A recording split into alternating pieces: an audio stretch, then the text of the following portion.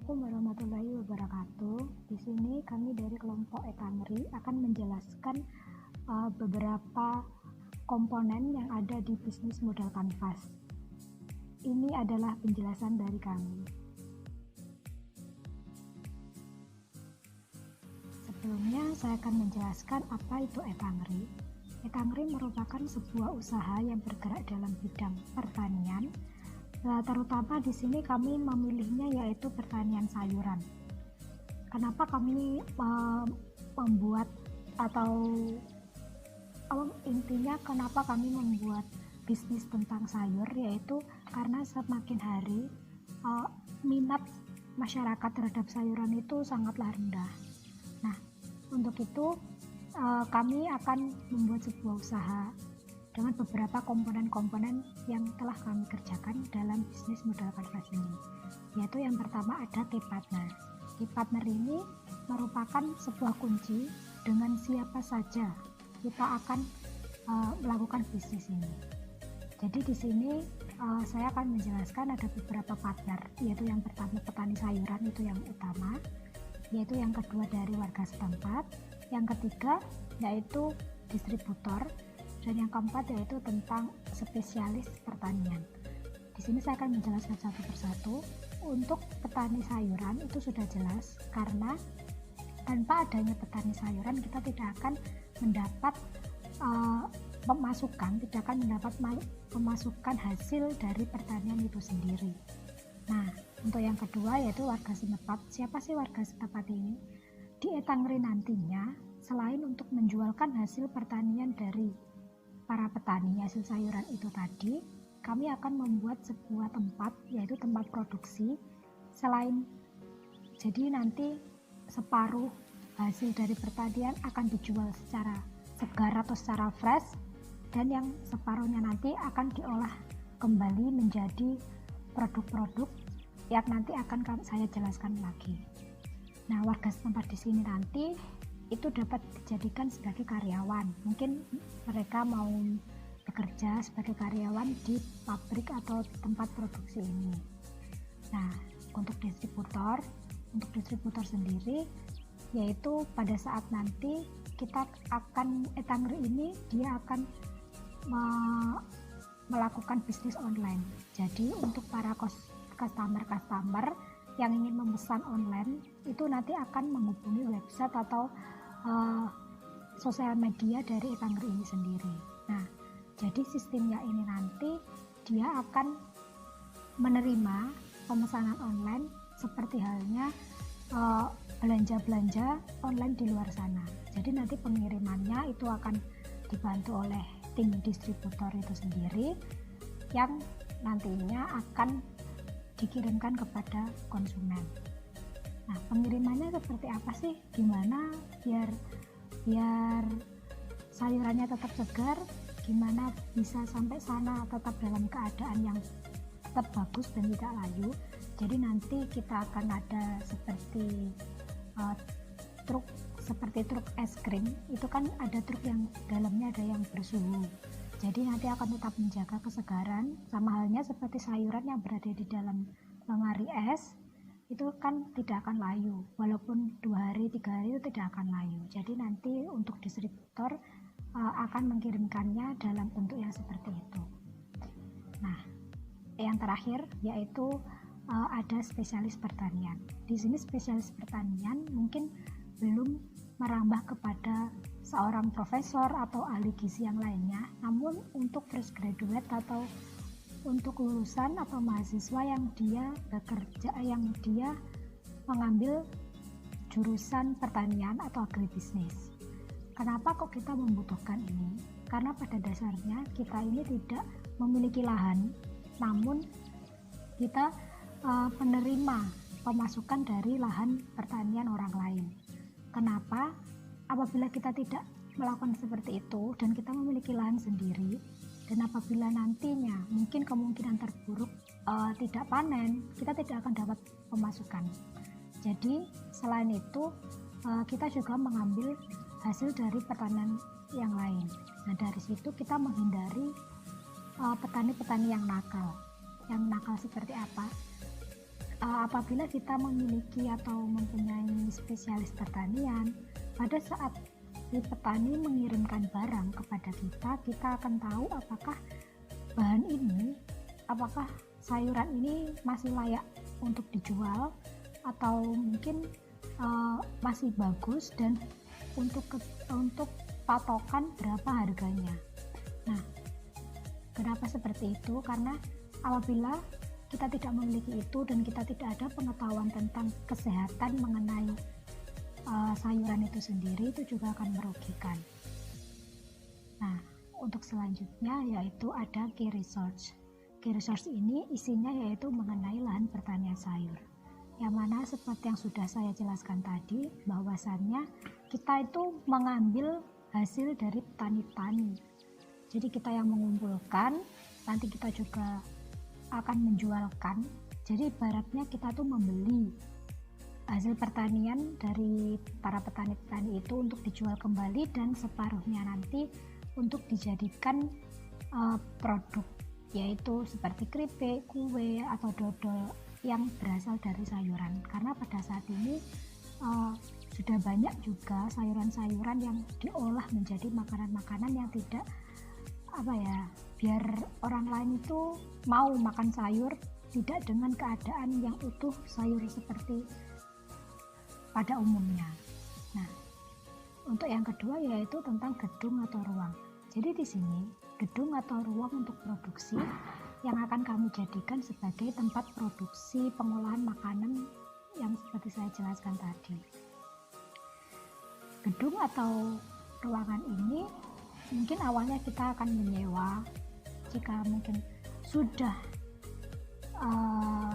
jalan bisnisnya, mungkin kita bisa memilih gedung dan kita bisa memilih ruang untuk tempat produksi itu tadi.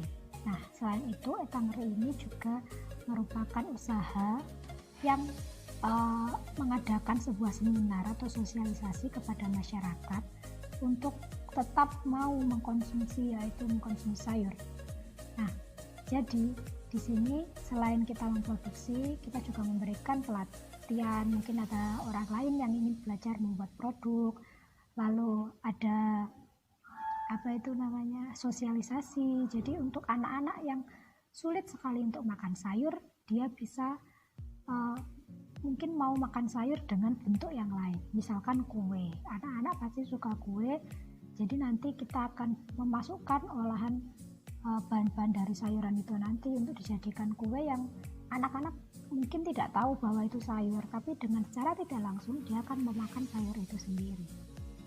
Nah, untuk yang ketiga yaitu alat pengolahan. Alat pengolahan ini ya seperti pada umumnya alat pengolahan untuk pembuatan produk itu tadi. Dan yang terakhir yaitu gedung penjualan sayur segar. Gedung atau ruang bisa dikatakan seperti toko untuk menjual sayur-sayur. Jadi sayur-sayur itu selain kita jual secara online, kita akan jual secara manual. Jadi untuk masyarakat yang berada di sekitar outlet atau tempat ini itu bisa membeli sayuran secara langsung. Assalamualaikum warahmatullahi wabarakatuh. Saya Selvi Pridewanti, NPM 13 2018 100721. Saya akan menjelaskan tentang key activity. Key activity adalah semua aktivitas yang berhubungan dengan produktivitas bisnis yang ada kaitannya juga dengan produk, di mana kegiatan utamanya menghasilkan proposisi lain. Jadi, key activity adalah bagaimana kita bisa menciptakan suatu value proposition perusahaan dalam melaksanakan aktivitas, supaya produk atau jasa kita diterima oleh banyak masyarakat.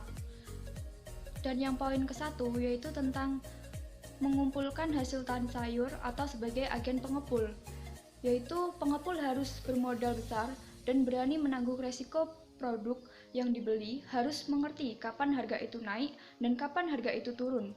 Di samping punya modal yang kuat, harus siap memberikan sebagian modalnya kepada para petani jika persaingan para pengepul semakin kompetitif. Dan poin yang kedua yaitu distribusi atau pengiriman sayur. Mengirimkan sayur dari yang berasal dari produsen, kemudian dilakukan pendistribusian atau sayur kepada konsumen. Dan yang ketiga, produksi hasil tani, yaitu banyaknya hasil tani yang didapat pada masa panen lalu akan dijual pada pengepul dan akan diolah. Pada poin keempat, yaitu menjual kembali hasil tani dan produk yang telah diolah, yaitu produk yang telah diolah dijual untuk meningkatkan suatu minat masyarakat. Proportion, value proportion, gambaran produk jasa untuk menciptakan nilai bagi segmen pelanggan, cara baru untuk memenuhi kebutuhan pelanggan melalui campuran elemen yang berbeda. Dan nilai tambah untuk segmen pelanggan. Nilai tambah dikategorikan menjadi nilai kualitatif dan nilai kuantitatif. Nilai kuantitatif adalah harga murah, jumlah produk, dan pelayanan cepat.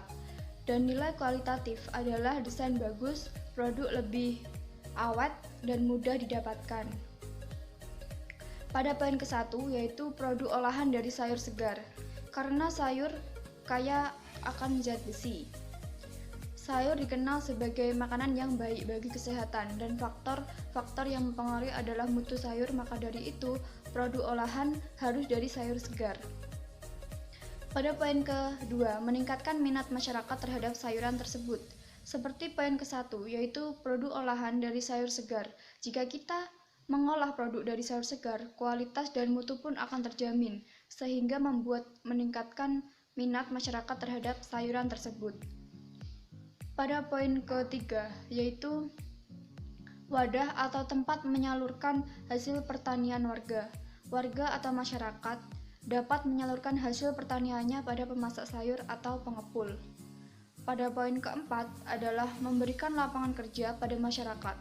Petani sayur dapat menyalurkan hasil sayurnya pada pemasok, dan pemasok dapat menyalurkan pada perusahaan tertentu untuk diolah.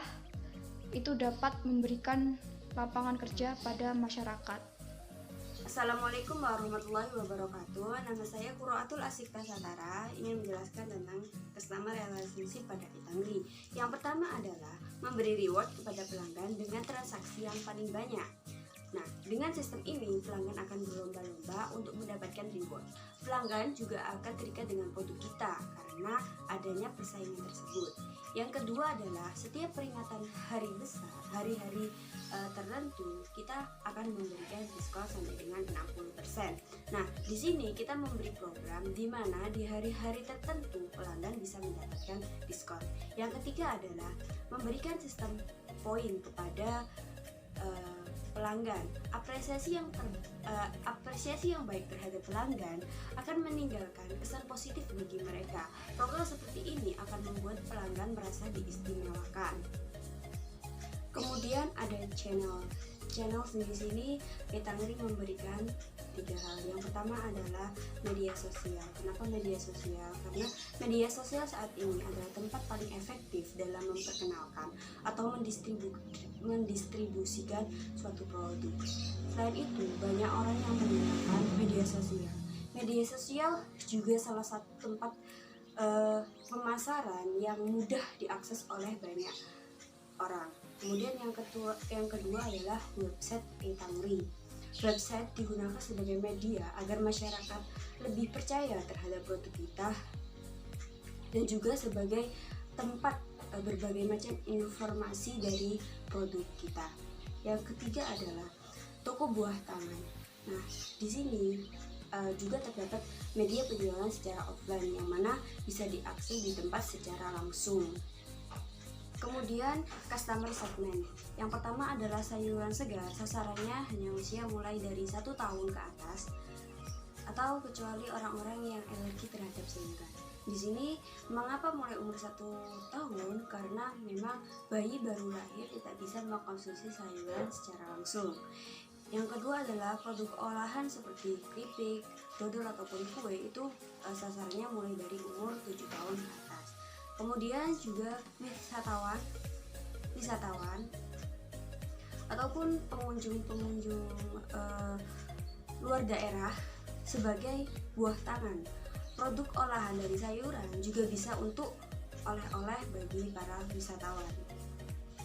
Assalamualaikum warahmatullahi wabarakatuh. Saya Ragil Agung Budi. Di sini saya akan melanjutkan penjelasan dari beberapa teman saya yang sebelumnya mengenai cost structure dan revenue stream. Yang pertama adalah cost structure.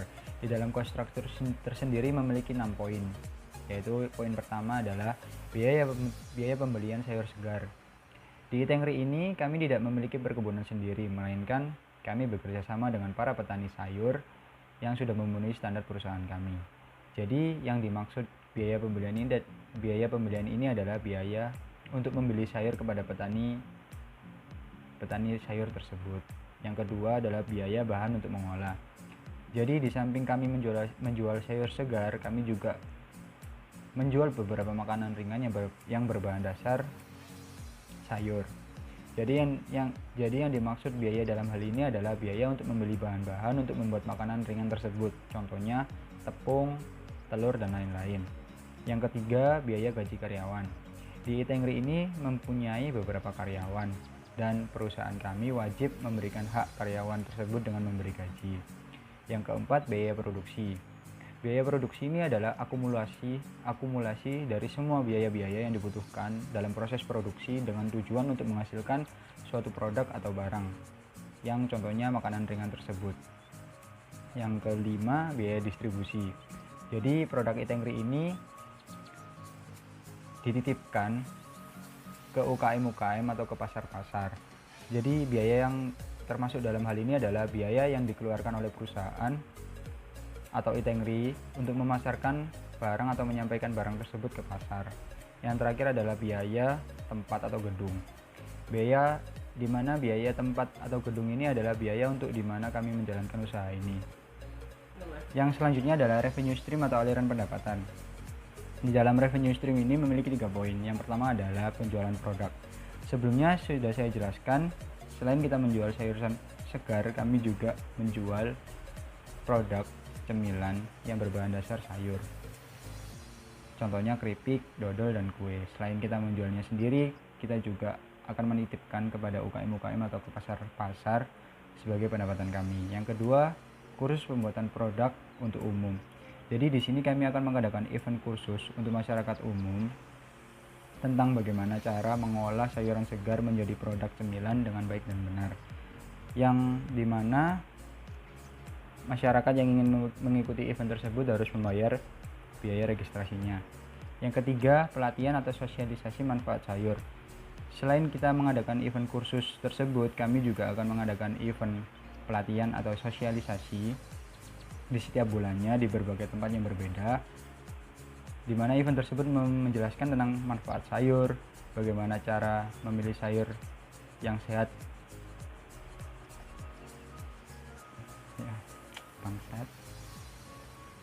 Yang ketiga adalah pelatihan atau sosialisasi manfaat sayur. Selain kami mengadakan event kursus tersebut, kami juga akan mengadakan event sosialisasi manfaat sayur di setiap bulannya di berbagai tempat yang berbeda. Di dalam sosialisasi tersebut, kami menjelaskan manfaat sayuran, bagaimana cara memilih sayuran yang baik, dan bagaimana mengolah sayuran dengan baik dan benar. Dan di dalam event tersebut juga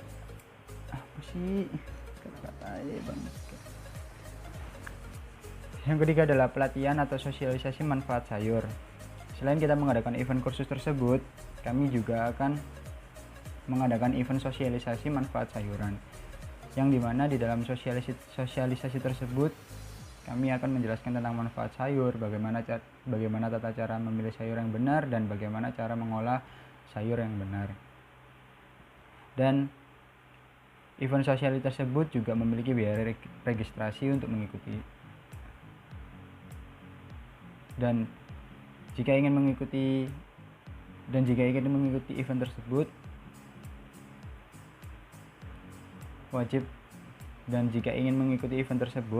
wajib membayar biaya registrasinya. Terima kasih. Nah, itu adalah penjelasan model kanvas dari bisnis Tengri dari kelompok kami. Sekian dari kelompok kami. Wassalamualaikum warahmatullahi wabarakatuh.